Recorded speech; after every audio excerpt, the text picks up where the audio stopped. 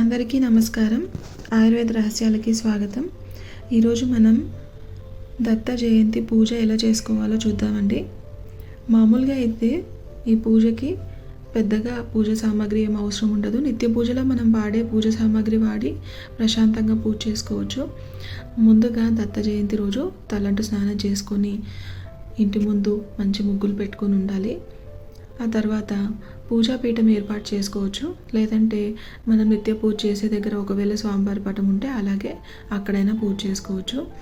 ఆ ఫోటో పెట్టే ప్లేస్ని నీట్గా శుభ్రం చేసుకొని, అలాగే విగ్రహం ఉంటే విగ్రహం పెట్టే ప్లేస్ని నీట్గా శుభ్రం చేసుకొని, దాని మీద ఒక తెల్లటి వస్త్రం పరిచి స్వామివారి ఫోటోని లేదా విగ్రహాన్ని నీట్గా క్లీన్ చేసుకొని, ఆ క్లీన్ చేసుకున్న దగ్గర కొంచెం ఒక పిడికెడు బియ్యం పోసి పటాన్ని కానీ విగ్రహాన్ని కానీ పెట్టుకోవచ్చు. పెట్టే ముందు విగ్రహానికి కానీ పటానికి కానీ మంచిగా గంధం బొట్లు పెట్టి పెట్టాలన్నమాట. స్వామికి గంధం బొట్లు అంటే చాలా ఇష్టం. ఏదైనా గంధంతో సంబంధించింది స్వామికి చాలా ఇష్టం. మీ దగ్గర గంధపు చెక్క ఒకవేళ ఉంటే ఆ గంధపు చెక్కని సాన పట్టుకొని స్వామివారికి బొట్లు పెట్టవచ్చు. అలాగే అక్షింతలు కూడా గంధంతోనే కలుపుకోవాలి. ఈరోజు స్వామివారి పటాన్ని పెట్టిన తర్వాత చక్కగా పూలతో అలంకరించుకొని, అలాగే మారేడు దళాలు దండ వేస్తే చాలా మంచిదంటారు. మారేడు దళాలు ఒకవేళ మీకు దొరకకపోతే ఒక్కటన్నా సంపాదించి పెట్టండి. తులసి దళాలు పెట్టినా సరే తులసి దళాల మాల కూడా వేయచ్చు. ఈ తులసి దళాలు కానీ మారేడు దళాలు కానీ గంధంలో ముంచి మాల చేసి వేయండి. దాని తర్వాత దీపారాధన. రోజు మనం దీపారాధన చేసే కుందుల్లో దీపారాధన చేసుకోవచ్చు. లేదు పిండి దీపాలు పెట్టగలిగితే ఒకవేళ చేసి పెట్టుకుంటే చాలా మంచిది. అయితే పిండి దీపాలు పెట్టేవాళ్ళు చక్కగా దాంట్లో ఆవు నెయ్యి వేసి పిండి దీపాలు వెలిగించుకోండి.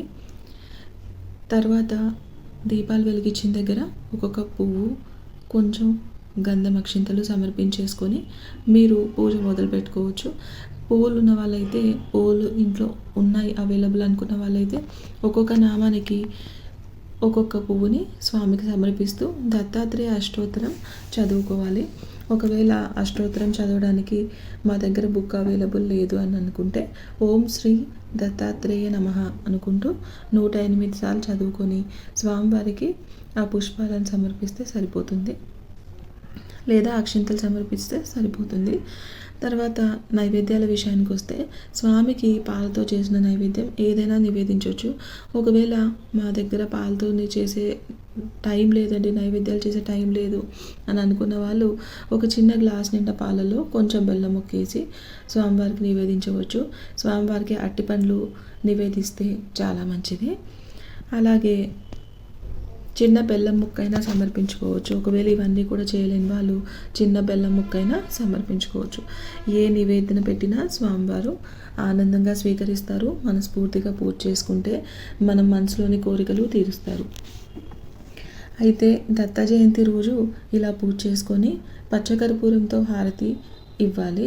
లేదు మేము ఇవ్వలేమండి, మామూలు కర్పూరమే ఉంటే దానికి కూడా దోషం లేదండి. మామూలు కర్పూరంతో కూడా హారతి ఇచ్చేసుకోవచ్చు. స్వామివారికి హారతి ఇచ్చేసిన తర్వాత మనం గుడికి వెళ్ళి ఒక 5 కన్నా అంత ప్రసాదం శనగలో పులిహోర పంచితే ఈరోజు చాలా మంచిది.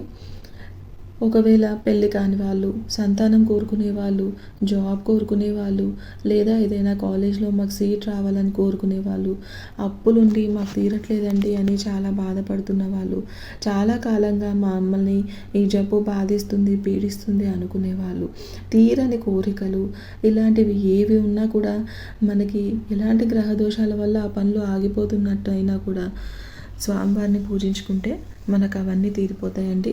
మన కష్టాలు తీర్చే అద్భుతమైన పూజ ఇది. కాబట్టి మిస్ చేసుకోకుండా రేపు అందరూ మీకు వీలైనంతలో చాలా సింపుల్గా అయినా పర్వాలేదు, ఒక్క చిన్న దీపం పెట్టి అంత బెల్లం ముక్క పెట్టినా పర్వాలేదు, దత్తాత్రేయ స్వామిని మనస్ఫూర్తిగా తలుచుకోండి.